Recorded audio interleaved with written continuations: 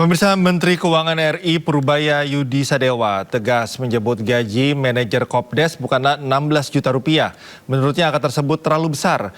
Meski demikian, Purbaya mengaku belum mengetahui angka final gaji manajer Kopdes.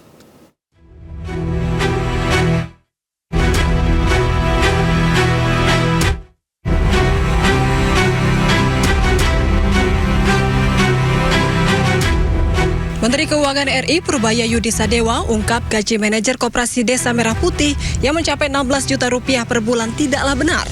Dijumpai di Kementerian Keuangan hari Rabu, Purbaya sebut angka itu terlalu tinggi. Bahkan dengan tegas ia menyatakan pemerintah tidak akan menyetujui usulan tersebut apabila memang diajukan. Meski begitu, Purbaya mengaku belum mengetahui angka final gaji manajer Kopdes.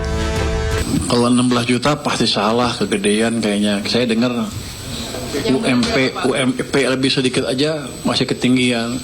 Tapi saya nggak tahu angka yang terakhir berapa, tapi nggak sampai segitulah. Berarti akan Anda kalau nggak, Anda pindah sana.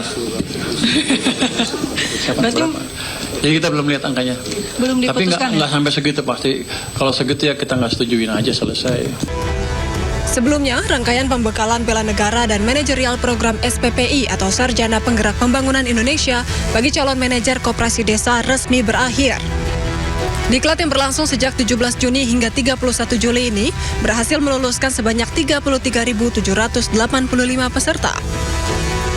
Mereka telah dibekali wawasan kebangsaan serta manajemen kepemimpinan untuk menjadi penggerak ekonomi desa dan kawasan pesisir. Sebagai langkah pengabdian, para lulusan SPPI ini siap diterjunkan dan ditempatkan secara langsung di 1021 unit koperasi yang sudah mulai beroperasi penuh. Tim Liputan iNews melaporkan. Pemirsa, Kepala Badan Gizi Nasional Sudaryono menegaskan tidak memberi toleransi terhadap kasus keracunan makan bergizi gratis.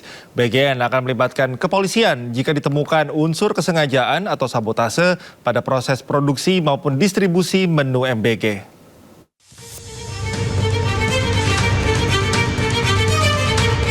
Kepala Badan Gizi Nasional Sudaryono berkomitmen akan menindak tegas kasus keracunan makan bergizi gratis. Terbaru dalam kasus keracunan MBG di Semarang, Jawa Tengah dan Jayapura, Papua, BGN telah membekukan sejumlah dapur satuan pelayanan pemenuhan gizi.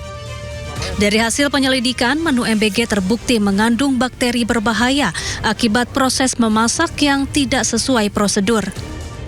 BGN juga tidak menutup peluang akan melibatkan kepolisian jika terjadi dugaan sabotase atau kesengajaan.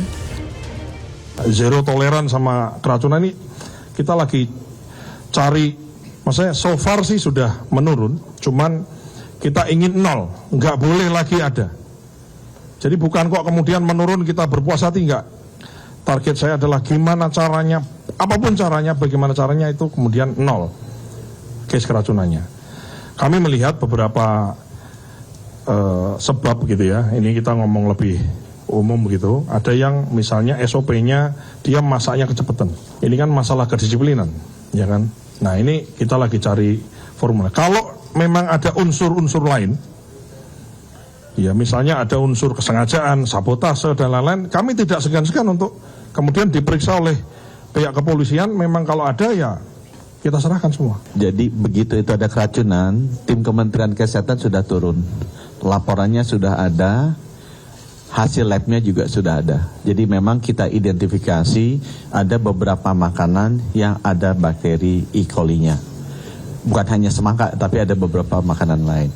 Dan kita juga sudah melihat masalahnya ada prosesnya di mana, dan kita sudah memberikan masukan ke BGN mengenai masalah-masalah yang terjadi di SPPG tersebut. Saya pribadi melihat sekarang Pak Sudaryono ini jauh sangat responsif, jauh sangat terbuka, sehingga kalau dapat masukan itu cepat sekali merespons ya. BGN juga terus bekerja sama dengan pengawas Kementerian Kesehatan untuk memeriksa makanan dan memastikan setiap dapur MBG memiliki sertifikat layak hygiene sanitasi. Pemirsa, Kementerian Kesehatan melaporkan hingga Juli 2026 program cek kesehatan gratis telah menjangkau sekitar 73,8 juta pelanggan. Jumlah tersebut secara rinci sebanyak 62,7 juta di screening di puskesmas dan komunitas, serta sekitar 11,1 juta anak di screening di sekolah. Dalam paparannya, Menteri Kesehatan Budi Gunadi Sadikin menyampaikan jumlah tersebut telah mendekati target cakupan 2026, yakni sebanyak 130 juta orang. Di mana tahun ini program CKG difokuskan pada tindak lanjut pada 3 kondisi kesehatan, yakni tekanan darah, gula darah, dan kolesterol tinggi, sebagai upaya meningkatkan angka harapan hidup dan umur harapan hidup sehat. Cek kesehatan gratis.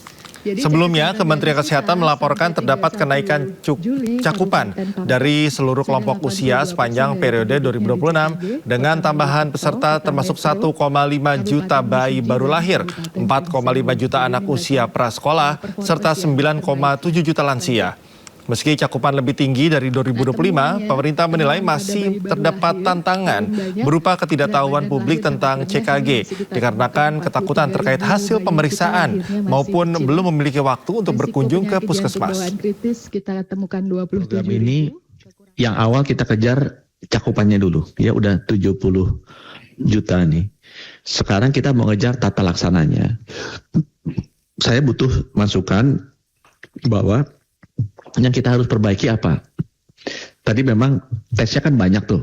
Pertama tuh 13, ada yang sampai 16. Tapi sudah kita lihat kalau terlampau banyak juga, nanti kita keteteran untuk tata laksananya. Padahal ekspektasi masyarakat udah tinggi kan. Kayak kita lakukan screening jiwa nih. Screening jiwa kan kalau di WHO bilang 1 dari 10. Jadi bayangin kalau kita 70 juta, itu kan secara teori, unless Indonesia lebih baik dari dunia gitu ya. Menteri Desa dan Pembangunan Daerah Tertinggal membantah narasi yang menyebut pemerintah melarang aktivitas usaha dalam radius 2 km dari Koperasi Desa Merah Putih.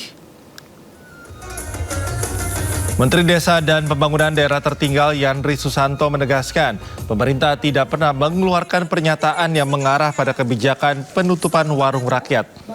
Menurutnya, narasi tersebut merupakan informasi palsu yang diduga dibuat menggunakan teknologi kecerdasan buatan atau AI dan sengaja disebarkan untuk menyesatkan masyarakat. Pemerintah pun telah melaporkan penyebar informasi tersebut kepada aparat penegak hukum untuk ditindak sesuai dengan hukum yang berlaku.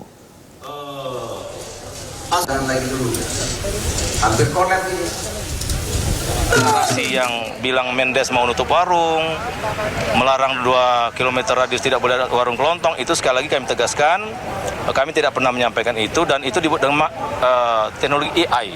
Jadi tidak perlu masyarakat percaya dan hentikan provokasi seperti itu karena sangat mengganggu stabilitas nasional, terutama kehidupan bermasyarakat di desa. Saya punya kepentingan supaya ada keguyupan, kekompakan, tidak ada narasi-narasi negatif dan memang kami tidak pernah melakukan pernyataan itu.